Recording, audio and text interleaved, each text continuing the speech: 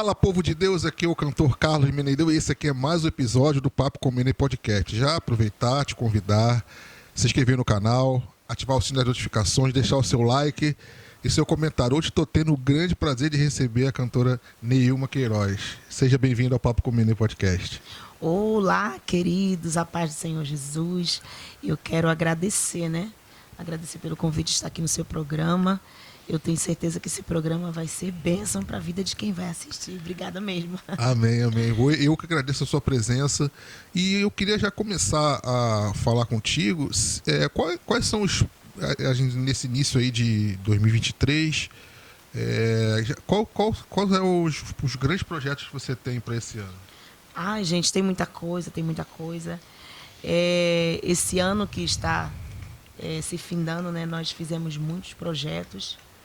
E agora, no ano de 2023, a gente vai entrar com força, Deus me deu um novo projeto, além do meu projeto ministerial, da minha carreira solo. Tem outros projetos também que o Senhor acabou colocando na minha vida, e a gente está trabalhando para, em 2023, a gente já entrar com força, que é um trabalho com mulheres, E tem música nova, tem clipe novo, tem muita coisa boa chegando aí, gente. Muita coisa boa mesmo para abençoar a vida do nosso público, Poxa, e interessante. Você é daqui do Rio? No Rio, não, né? Não, eu sou baiana. Baiana. eu já sabia, baiana. Só queria ouvir baiana. Baiana de qual cidade? Gente, eu fui nascida e criada numa cidadezinha chamada Ituberá. Ituberá. Isso. Como que foi o início seu início ministerial? Começou lá ou começou depois?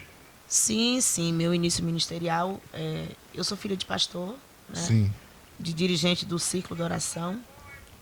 E dificilmente, no Nordeste, filho de pastor não é crente. Filho de pastor tem que ser crente.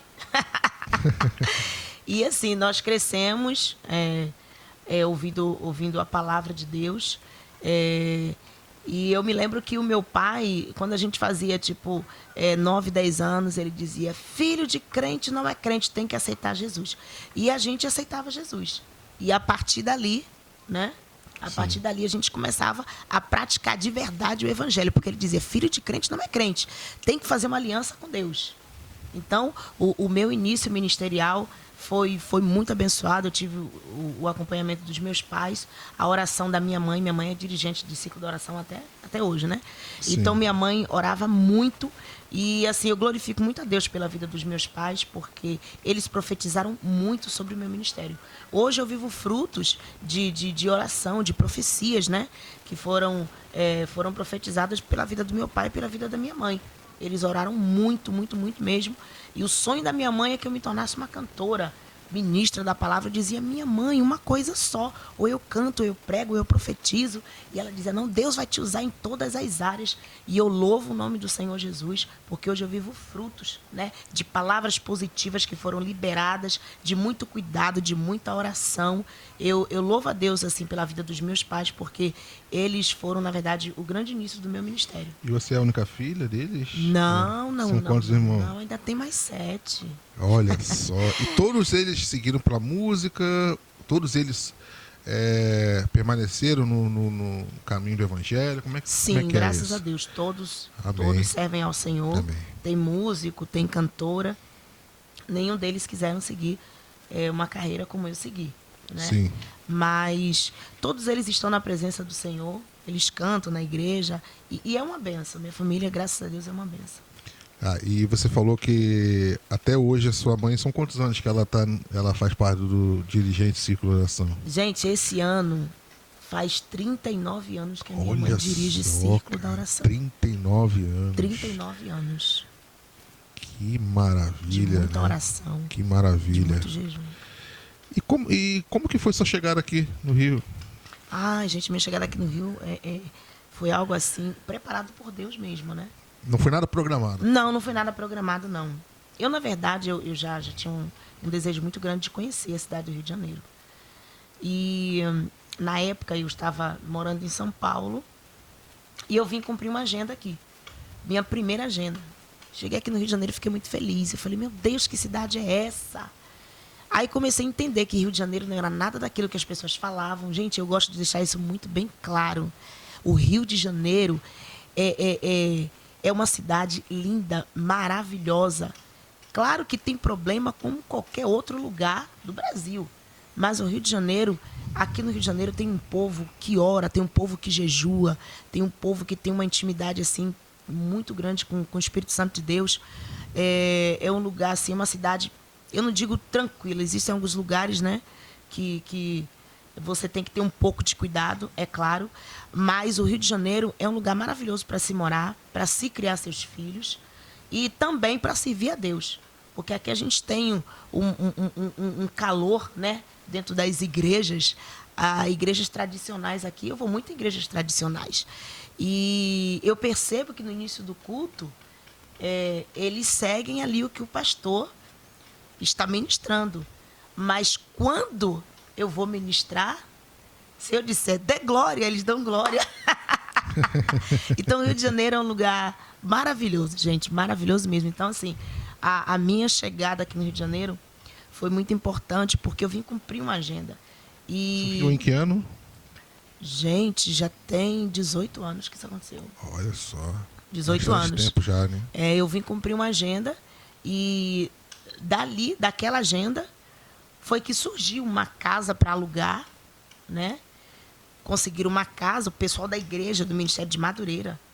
Eu vim cantar ali na Passarela 25, onde tem ali a Gata de Irajá, tem uma Sim, igreja sim. de Madureira ali. Sim. E foi exatamente naquela igreja que eu vim cantar. E ali eu falei, pastor, como eu queria morar nessa cidade. Fica tranquila, nós vamos conseguir uma casa. Era um dia de agenda e acabou virando uma semana de agenda. Depois de uma semana, eu tive que voltar para São Paulo para buscar os meus pertences e passar a morar no Rio de Janeiro. E foi assim. E assim, quando que surgiu o Sr. Peter na sua vida? Sr. Peter, Foi aqui no Rio ou foi Não, o Sr. Peter surgiu em São Paulo, não foi aqui no Rio, não. São Paulo? Foi em São Paulo que o Sr. Peter surgiu. Eu me lembro, outro dia eu estava até conversando com ele, a gente rindo, né? Na época que eu conheci ele, ele estava começando a tocar cavaquinho. Ele não sabia tocar cavaquinho. E eu dizia, irmão, toca cavaquinho, irmão, eu quero ouvir o senhor tocar cavaquinho. E ele, não, que ele é todo inibido, não, porque ele estava aprendendo a tocar cavaquinho. E eu conheci o Peter, na verdade, através de um amigo meu, chamado Luan, na cidade de São José dos Campos. E foi assim, foi amor à primeira vista, né? Ninguém quis assumir naquele momento, mas aí o tempo foi passando, e acabou em casamento. Graças a Deus. E os frutos desse casamento? Ai, tem muitos, muitos, muitos. Eu glorifico o nome do Senhor Jesus, porque quando eu saí do Nordeste, eu saí com uma promessa de Deus, né? E Deus falou que colocaria uma pessoa na minha vida que iria cuidar, e nós iríamos ter filhos, e Deus ia nos dar um ministério.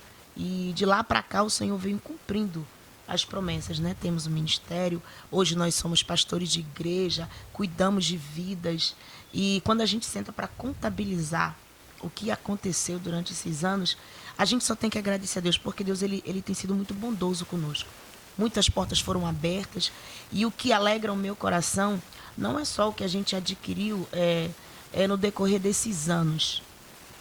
O que alegra o meu coração são as vidas que nós conseguimos abençoar ao longo de todo esse tempo. Deus colocou pessoas em nossas vidas assim, que hoje a gente olha, tem gente que canta, tem gente que prega, tem gente que pastoreia, tem gente casada, tem gente que saiu do crime. É muita coisa boa para se contar durante todo esse tempo. E deixa eu te perguntar, você tem existiu algum momento na sua caminhada que você pensou em desistir? Sim, vários. Qual foi esse momento marcante que você realmente pensou, nesse eu vou desistir, não tem mais jeito? Qual foi esse momento? E eu queria que se você pudesse compartilhar um pouco mais. Sim. Todos sabem que fazer a obra de Deus não é fácil, né? Você viver do altar e para o altar não é nada fácil. É uma decisão que você tem que tomar, assim, consciente daquilo que você vai viver. Principalmente porque nem todo mundo tem o mesmo pensamento em relação à obra do Senhor. Nem todo mundo tem esse pensamento. Quando eu me desviei uma época da minha vida, né? E eu fui cantar numa banda de rock. E ali eu tive muitas promessas, né? Contratos para assinar. Então, eu abri mão de muita coisa para fazer a obra de Deus. E as minhas maiores dificuldades, na verdade, foi quando eu comecei a gerar os meus filhos. Porque enquanto não tem para você, amém. Você entende que hoje não tem, amanhã vai ter. Só que quando quando os filhos começam a surgir, que você sente que os teus filhos estão sendo afetados, né? Porque é isso que acontece. Quando você coloca a sua vida totalmente, 100% no altar de Deus, você tem que viver na dependência de Deus. E uma das coisas que você espera é que as pessoas ouçam a voz de Deus. Entendeu? Em relação a você. Então, nós sofremos muito em relação aos nossos filhos, porque faltava muitas coisas, passamos muitas dificuldades financeiras. Na época, a gente pagava aluguel, nós não tínhamos carro. E a maioria das pessoas aqui do Rio de Janeiro nos conhecem principalmente pela nossa superação. Porque uma igreja, na época a gente morava na Baixada, por exemplo, e a igreja convidava a gente para participar de um culto na Zona Sul. Então a gente costumava sair de casa tipo 6 horas da manhã, a gente pegava um ônibus, ficava 2, 3 horas dentro de um ônibus, que era muito engarrafamento, linha amarela, linha vermelha, e a gente vinha participar das consagrações aqui na Zona Sul. Então os nossos filhos estavam sempre com a gente. Então eles meio que sofriam um pouco, né, com essa questão. E até as coisas acontecerem no ministério da dupla, começar a ser reconhecida, das pessoas começarem a valorizar o ministério, nós passamos muitas dificuldades. E eu cheguei dias, né, por conta das dificuldades que a gente vivia, de falar, Senhor, eu não quero mais, eu vou trabalhar, eu tenho profissão, a minha profissão é bem remunerada, eu vou deixar tudo, eu vou voltar a trabalhar, muitas vezes. Eu cheguei dia de estar pronta para ir para o culto e falar, não vou. Não vou, tô parando por aqui. Mas, assim, o meu esposo sempre foi um grande incentivador. Ele nunca pensou, ele é ex-jogador de futebol profissional. E, assim, quando ele decidiu... É verdade, ele jogou onde mesmo? Eu ia te perguntar. Ele jogou em muitos clubes. Mas futebol sempre daqui do Rio, do São Paulo. Ele chegou a jogar no Vasco. Sim. Chegou a jogar no Flamengo também. Sim. Então, assim, ele mesmo ele tendo contato, né? Meu esposo, ele teve um contato muito direto com muito dinheiro, com muita fama, enfim. Ele dizia, vamos persistir na obra do Senhor, minha filha. Deus tem promessa, Deus vai fazer.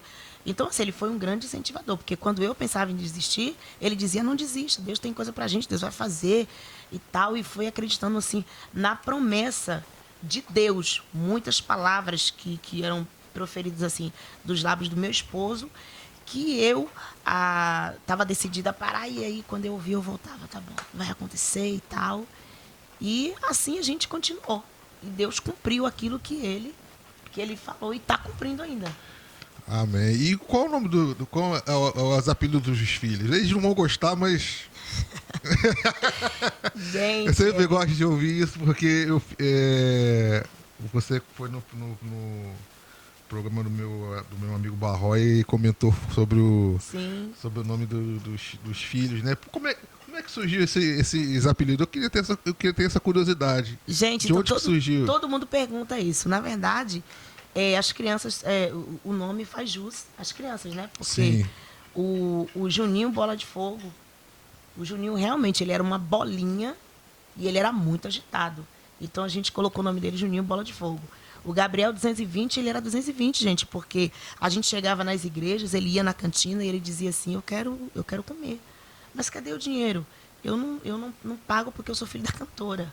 E passei muito esse tipo de situação.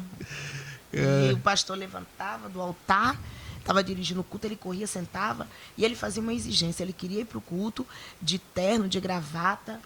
Olha. Ele já ia ataviado mesmo, de pastor, e ele corria a igreja, e na hora do movimento ali, ele rodava. Tem muitos vídeos do meu filho com a mão na cabeça das pessoas. Então, a gente colocava 220, colocamos o nome dele 220, porque ele era 220, em casa era 220, na igreja era 220. Continua 220? Hoje não, acredita? Eu tenho saudade E desse o Bola de Fogo? Continua Bola de Fogo? Continua Bola de Fogo. O Bola de Fogo continua agitadinho, fortinho, ele continua.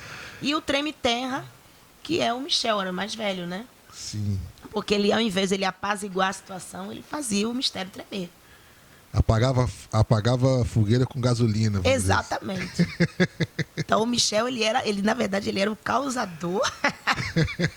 Ele era o causador do choro Hoje, das crianças. você falou, tem 18, né? É, dia 28 de janeiro ele faz 18 anos. Dia 28 de janeiro faz 18 anos. Ele já veio fica meio sem graça de vez de você falar Fica, isso, mãe, né? pelo amor de Deus, mãe, não fala. Não tem necessidade, mãe, da senhora falar nas entrevistas que o nosso nome é esse aí. Esquece, isso foi quando a gente era criança. E eu tenho uma foto deles, né? Pelo fato deles serem muito agitados, eu costumava comprar roupas iguais. E tem uma foto que eles estão usando o casaquinho do Super-Homem. E graças a esse casaquinho, eu não perdi eles na rodoviária. Eu fui cantar uma vez em Minas e eu vesti eles 3 com o casaquinho do Super-Homem. Então, um deles se dispersou no meio da multidão e eu perdi um deles. E eu fiquei desesperada. Então, eu achei por quê? Por causa do casaquinho do Super-Homem. Quando eu mostro essa foto para eles, mãe, apaga essa foto. Mãe, essa foto não tem nada a ver. Era uma estratégia para não perder as crianças de tão agitados que eles eram. Mas que maravilha, que história boa, né, cara? E é uma história de superação, hein? Sim. É uma história de superação. O que você poderia falar para essas pessoas que você tem um ministério? Como é que foi? Hoje você tem uma carreira solo, mas você começou como Peter e Neilma, né? Não. A dupla Peter e Neilma. Não começamos como Peter e Neilma. Não foi? Não. Como é que foi então? Não, eu já tinha uma carreira solo já. Ah, já tinha antes. Antes Aí, de conhecer o Peter. sim. E eu gosto muito de falar sobre isso porque foi na época que a gente vendia CD. A gente fazia agendas com CD, né? Sim. O meu primeiro CD, com o título Deus é Fiel, eu gravei em São Paulo. E eu gosto muito de falar isso porque Deus, quando Ele te faz a promessa, Ele se encarrega de levantar, de separar pessoas para fazer cumprir a promessa. E o meu primeiro CD, Deus é Fiel, para a glória de Deus, eu consegui vender 75 mil cópias do CD. E esse CD, ele foi patrocinado por alguém que não era evangélico. Era um moço chamado Leonardo, mais famoso Léo. Ele me viu cantando, ele falou, eu vou pagar sua gravação. E ele não era evangélico. Hoje, graças a Deus, ele é evangélico. Então, assim, eu gosto muito de falar isso porque o meu início não foi como dupla. Né? Não foi como dupla. Eu canto desde os meus 6 anos de idade.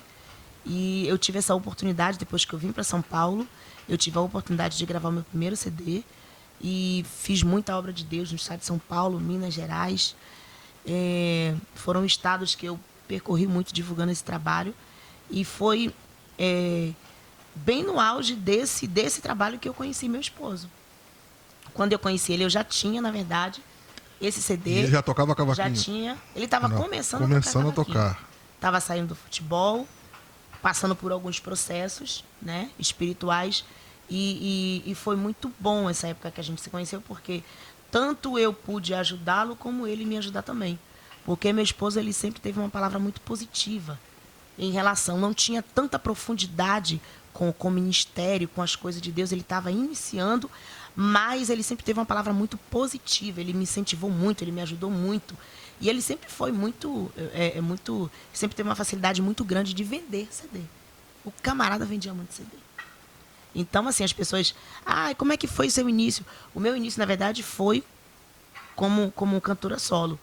E depois disso, né, quando nós, aqui no Rio de Janeiro, nós começamos a fazer a obra do Senhor, então ele sempre viajava comigo, sempre ia comigo. E em algumas oportunidades, na verdade, esse desejo da dupla surgiu a partir dele. Porque eu sempre viajava sozinha, então isso meio que causava um pouco de tristeza para ele, né? E ele começou a tocar cavaquinho e vamos cantar Corinho de Fogo, o carioca gosta de Corinho de Fogo. E foi daí que surgiu, porque primeiro eu chegava, cantava com CD, só que ele chegava com a case, com o cavaquinho, e os pastores diziam, tem um cavaquinho ali. E ele ia, tocava o cavaquinho, e a gente só cantava, a gente só tinha 2 músicas. Por toda a minha vida, Espírito Santo. E a gente cantava essas 2 músicas, e o céu descia na terra, ou a terra ia para o céu, era uma coisa de louco. E aí, foi a partir daí que surgiu a dupla Peter e Neilma. Né? Depois nós fomos congregar na primeira igreja do Nazareno, em Nilópolis, e eu sou muito grata a Deus pela vida do pastor Pedro Paulo Matos e de toda a junta da igreja do Nazareno. Nós fomos congregar nessa igreja e Deus usou o pastor Pedro Paulo, e ele disse, eu vou investir em vocês. Vocês são um casal abençoado, são uma família, vocês precisam ter um material, né, para vocês vender nas agendas de vocês, não ficar dependendo de oferta, né? Então ele reuniu a junta da igreja e foi aprovado, né? O projeto Vai Tudo Bem.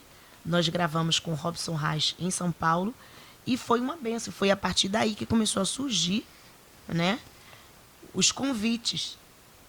E foi a partir daí que nós conhecemos o Joel da Celebrai, através da Neide, né, que inclusive ela já dorme no Senhor.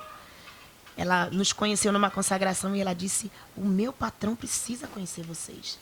E nós pegamos um CD, autografamos o CD, e ela entregou esse CD para ele. Quando ele ouviu a música Vai Tudo Bem, ele se apaixonou. E ali ele fez a proposta. A partir daí, a dupla Peter e Neilma começou a ficar conhecida no Rio de Janeiro, né, e em outros estados também. Oh, que maravilha, que história maravilhosa. E como é que você poderia... as pessoas que estão começando hoje, motivar essas pessoas? Porque existem pessoas que realmente têm vontade de começar um ministério cantando ou pregando, né? Se veem diante de dificuldades, e às vezes essa dificuldade bloqueia alguns passos, entendeu? E de que maneira que você pode... o que você poderia falar para essas pessoas para motivar elas a seguir em frente? Eu vou falar o que eu vivi. Sim. O nosso ministério, ele cresceu baseado na fé. Nós começamos a exercitar a nossa fé. Porque a promessa, ela é feita pelo Senhor. E quando o Senhor faz promessa, Ele se encarrega de cumprir a promessa que Ele mesmo fez. Só que nós que recebemos a promessa, nós temos que nos posicionar, né? Temos que nos posicionar diante de Deus com fé. Nós temos que usar a nossa fé, colocar a nossa fé em ação. E, acima de todas as coisas, nós temos uma vida com Deus. Isso é muito importante para quem quer ter um ministério abençoado. Você tem que ter vida com Deus. Como a gente diz lá no Nordeste, você tem que ser crente. Você tem que ser crente, ter uma vida com Deus, né? Ter intimidade com o Senhor. E se você tem fé no teu coração e você é crente de verdade, fica tranquilo. As portas vão se abrir, as coisas elas vão acontecer, porque tudo também acontece no tempo de Deus. Quem tem ministério não flui da noite para o dia. É tudo uma caminhada, é tudo uma entrega, é tudo uma semeadura. E quando você vai caminhando, você vai semeando, você vai glorificando, você vai se entregando. Com o passar do tempo, aquilo que você plantou, você começa a colher. Porque ministério, eu digo que ministérios são degraus. Tem o primeiro degrau, tem o segundo degrau. E aí você vai crescendo. Ninguém cresce, ninguém nasce grande. Eu costumo dizer que quem nasce grande é monstro. E a caminhada, ela vai te dando experiências com Deus. E a experiência com Deus é algo muito importante para quem quer ter um ministério abençoado. Você tem que viver as experiências com o Senhor. A gente não pode fugir das experiências. Porque quando você foge das experiências, o teu ministério, ele se torna um ministério deficiente. E que se você não tem uma base, se você não tem estrutura, o teu ministério, com o tempo, ele acaba se desfazendo. Você perde o brilho, você perde o desejo, a vontade de caminhar, de continuar fazendo a obra do Senhor Jesus. Então você tem que ter fé. Você tem que acreditar. Você tem que ser crente e viver as experiências. Nunca dispensar as experiências com Deus. O que eu falo de experiências? Dificuldades, a oração, ter experiência na oração com Deus, no jejum, na entrega, nas renúncias. Gente, renunciar. Você renunciar. As renúncias, elas são muito importantes para quem tem. Porque você não pode cantar aquilo que você não vive. Você não pode pregar aquilo que você não vive. Então, essa é a base. Pregue aquilo que você vive, cante aquilo que você vive, e do resto, Deus se responsabiliza. Amém. Que maravilhoso momento foi esse de receber. Glória a Deus. Nilma. Que Deus te abençoe grandemente. Amém. Muito obrigado por ter vindo, por aceitar o meu convite para estar nessa gravação desse podcast. Te agradeço muito, tá? Ai, que Deus te abençoe bom. grandemente. Mande um abraço pro Peter. Sim. E pro Bola de Fogo, Treme Terra, Treme 220. Que Deus te abençoe grandemente. Amém. Esse aqui foi mais um episódio do Papo com Nenê Podcast. Já ratificando para você se inscrever no canal, ativar o sino de notificações, deixar o seu like e seu comentário. Que Deus te abençoe.